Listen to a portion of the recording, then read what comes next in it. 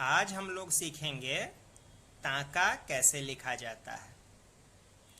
देखिए, ताका भी हाइकू, सेदोका, कतौता, चोका इत्यादि की तरह जापानी शैली की कविता होती है। ये 5 पंक्तियों में लिखी जाती है और इसमें भी आपको सिर्फ वर्णों को गिनना होता है। तो जैसे अभी पिछले वीडियो में हमने सेदोका पर चर्चा की, ताका भी उसी की तरह बहुत आसान कविता है। आइए शुरू किया जाए। हम अगर ताका के शिल्प पर बात करें तो इसमें वर्णों का क्रम इस तरह से चलता है।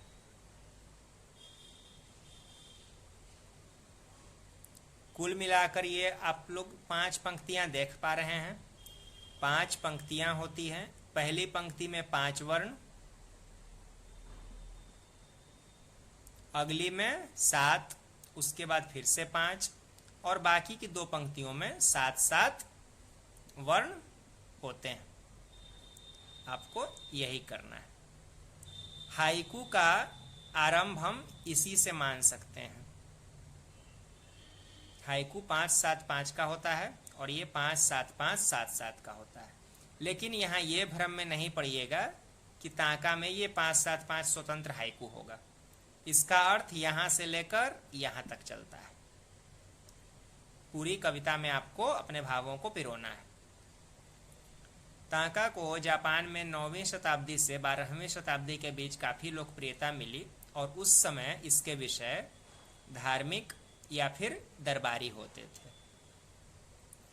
ताका लिखने के लिए 2 कवि एक साथ आते। पहला कवि 5-7-5 के क्रम में कुछ अपनी बात कहता था, दूसरा 7-7 के क्रम में उसी बात को आगे बढ़ाता। फिर से पहला कवि इन 7-7 वर्णों में जो कहा गया उसके आधार पर नई 5-7-5 वर्णों में अपनी पंक्तियां लिखता था। फिर दूसरा कवि 7-7 वर्णों पर उस 5-7-5 को आधार बनाकर अगली प्रस्तुति देता था। इस तरह से सीरीज काफी लंबी हो जाती थी, 100 तक भी पहुंच जाती थी। उसको रेंगा कहा जाता था। रेंगा, खैर वो इस वीडियो का विषय नहीं है।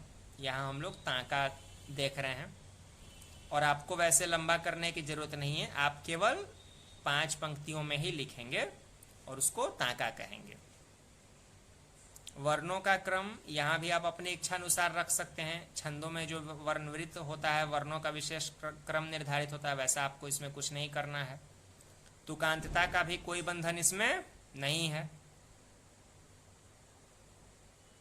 लेकिन इसको लिखते समय ध्यान यही रखना है कि आपकी रचना, आपका ताका केवल वर्णों का ढांचा भर होके न रह जाए। उसमें कविता जरूर होनी चाहिए। कविता क्या है मैं पहले ही आप लोगों को बता चुका हूँ। वक्रोक्ति, व्यंजना, अलंकार, उपमाएं इत्यादि से सजी हुई रचना को ही हम कविता कह सकते हैं। अगर वो सीधे सीधे सपाट बयानी की हुई है तो वो कविता नहीं होती है। तो इसके शिल्प पर ज़्यादा कुछ नहीं होता कहने के लिए, इसलिए अब हम लोग इसका उदाहरण देखेंगे। अब देखिए ताका का उदाहरण। इच्छा की निब, विश्वास की हो स्याही, आस कागज, बन जाए जुबानी, फतह की कहानी। इसमें आप लोग पंक्तियां गिनिए। 1 2 3 4 5 5 पंक्तियां हो गई। वर्णों का क्रम 1 2 3 4 5, 1 2 3 4 5 6 7, 1 2 3 4 5 यानी 5-7-5, 1 2 3 4 5 6 7, 1 2 3 4 5 6 7, 5-7-5-7-7 जैसा अभी मैंने बताया। और यही होता है ताका लिखने का तरीका।